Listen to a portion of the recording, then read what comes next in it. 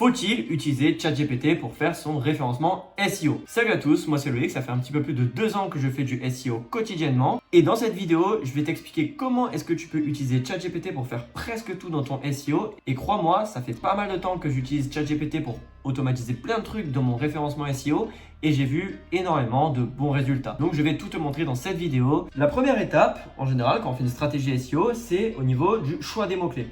Donc le choix des mots-clés, c'est assez simple. On se dit, sur quels mots-clés est-ce qu'on va souhaiter se positionner?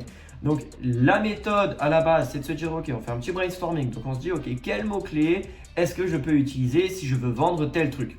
On se dit ça. Ensuite, on tape les mots-clés sur Google. Donc là, par exemple, je mets chaussettes de sport. Allez, boum, chaussettes de sport, n'importe quoi, le mec. Chaussettes de sport, voilà, tac, tu dis ça, tu regardes, ok, quelles chaussettes pour faire du sport, tu notes le mot-clé, etc., etc. Ensuite, tu peux même aller ici dans les recherches associées, homme, femme, décathlon, original.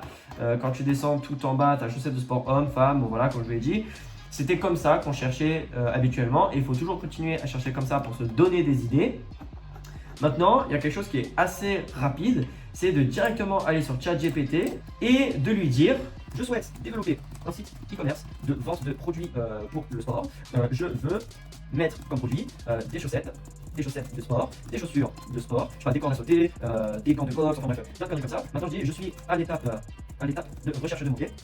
Propose-moi des idées de mots-clés. J'ai proposé 3 produits en gros que je pourrais sortir sur une marque e-commerce. Donc là, ChatGPT va me sortir des mots-clés, voilà, tout simplement ce qu'il y a ici. Chaussettes de sport homme, chaussettes de sport femme, etc. Et là, bon, on va en prendre un complètement random. Par exemple, chaussettes de compression sport. On va le copier-coller ici.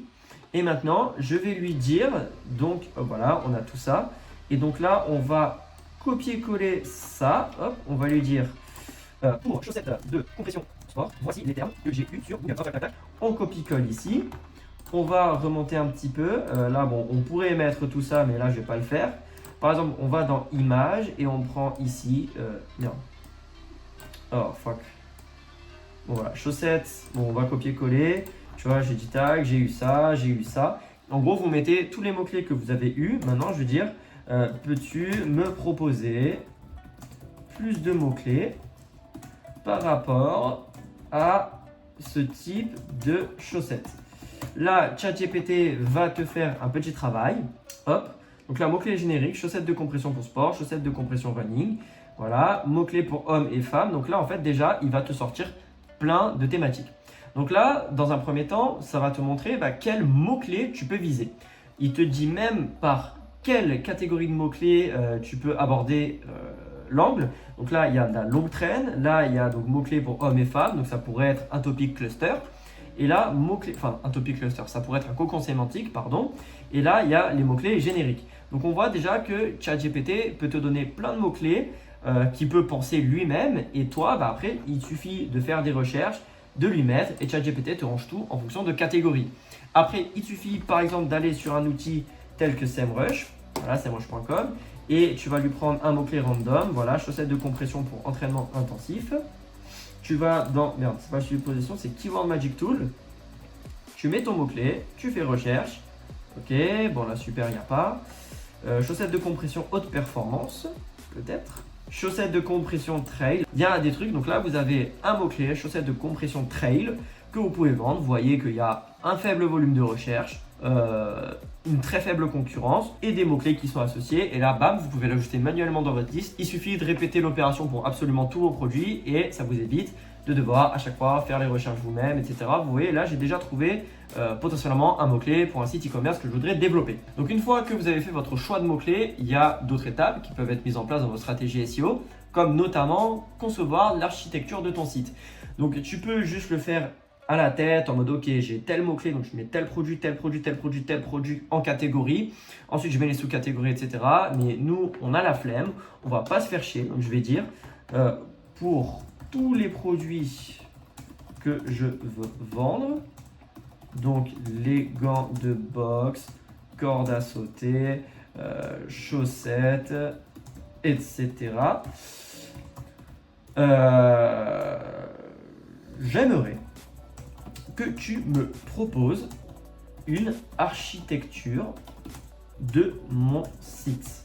Donc, comment se composera-t-il? Hop, tac, tac, tac.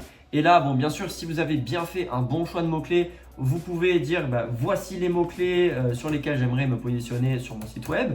Mais là, vu qu'on les a pas, on va pas le faire. Mais allez, disons, je vais faire un exemple. Hein. Je veux qu'une sous-catégorie soit chaussettes de compression trail. Voilà. Donc là, il va nous proposer potentiellement une architecture, donc page d'accueil. Ok. Donc là, on a les catégories principales. Alors voilà, donc là, il y a page d'accueil. Ils te disent que tu dois mettre un peu dedans. Ok. Ensuite, le menu principal, accueil, boutique. Catégorie principale, gants de boxe, corde à sauter, chaussettes de sport. Dans la chaussette de sport, il y a chaussettes de compression. Dans chaussettes de compression, tu as chaussettes de compression trail, running, récupération, chaussettes sport polyvalentes, chaussettes anti-transpiration, chaussures de sport hommes, femmes, running, fitness. Et bon, là, il ne m'a pas mis les gants de boxe, etc. Bon, là, il nous a fait un exemple, fiche produit. Enfin bref, il t'explique énormément de choses que tu peux faire. Et là, ça peut déjà te donner une idée. Donc bien sûr, là, il m'a beaucoup plus détaillé les chaussettes parce que j'ai insisté dessus. Mais si j'avais insisté sur les gants de boxe, il m'aurait aussi fait des sous-catégories au niveau des gants de boxe. Donc déjà, rien que là, on peut voir qu'on peut d'ores et déjà, si on fait bien comme il faut l'étape du choix des mots-clés, avoir une architecture de site qui est complètement correcte. Et donc, on se dit, bon, parfait, ok, parfait, je veux créer une fiche produit pour chaussettes de compression trail. Donc on a ça. Et donc là, on dit, peux-tu me proposer un plan de fiche produit pour sa STP. Donc là, pendant qu'il travaille, ce qu'on va faire, c'est qu'on va prendre le mot-clé, on va mettre ici, on va le copier-coller et on va prendre ça et ça, hop. Donc ça, c'est vraiment les premiers. On va faire CTRL-C, hop. Alors, et là, on va aller sur ChatGPT, on dit voici les pages des concurrents. Hop, les pages des concurrents. J'aimerais que tu ajoutes les éléments que les concurrents ont abordés dans leur fiche produit que tu n'aurais pas abordé dans ta proposition de fiche produit. Donc là, tac, on met le premier truc, hop, et là, on va mettre potentiellement le deuxième. Il met trop de temps à charger. Tant pis, boutique Tuzan, voilà, tac, tac, hop, hop. Donc là, on a ça, ok? Et donc là, je dis par ailleurs. Bah là, tu vois, il m'a déjà optimisé le SEO, comme tu peux le voir. Mais je dis par ailleurs, je voudrais que tu crées la page en optimisant son SEO. Donc via des balises H2, H3, une bonne balise H1 et title qui inclut le mot-clé chaussettes. Du coup là c'est chaussettes de compression trail. Voilà. Et puis voilà. Donc là on voit qu'il y a tout ça. J'ai complètement copié-collé, je me suis pas cassé la tête. Ok, alors là il est en train de me proposer un truc en mode code. Je veux pas que tu me le fasses en HTML, mais que tu me l'écrives simplement. Je m'occuperai de la mise en page. Des fois, il part en couille, il faut un peu le recadrer, tu vois. Donc là, ok. Qu'est-ce qui se passe? Optimisez vos performances sur tous les terrains. Offrez à vos pieds le soutien qu'ils méritent. Pourquoi choisir nos chaussettes trail, soutien musculaire, confort inégalé pour le trail, vraiment incroyable. Là, on est... Bref, on est... voilà, caractéristiques techniques, tu vois. Il y a des trucs... Bon, après, bien sûr, vous prenez les fiches techniques de vos fournisseurs. Si vous faites un site e-commerce, vous les copiez-coller sur ChatGPT et il vous fait toute la description. Mais en gros, tout ça pour vous dire que ça peut quand même vous sortir du contenu banger. Au fur et à mesure de ce contenu, admettons que vous le lisez et vous dites « Ah, j'aimerais peut-être plus d'arguments ici, etc. » Vous l'écrivez. Je veux que tu développes plus la partie sur le confort pour le trail. Et donc là, il va un petit peu plus te le développer. Bon, voilà. Confort inégalé pour le trail. Le confort est un critère essentiel. Bon, on va l'arrêter là parce que j'ai pas envie qu'il aille trop loin. Là, c'est pour l'exemple de la vidéo. Tu peux lui dire d'écrire dans un style un peu plus cordial, sympa. Et là, moi, la petite astuce que je vous donne, c'est justement, n'essayez pas de rester que dans le contenu générique, parce que là, c'est vraiment que du contenu générique. Si par exemple, vous avez un truc qui est vraiment spécial sur ces chaussettes, bah, vous essayez de le mettre en avant. Donc là, par exemple, admettons qu'on a des chaussettes qui sont faites sur mesure.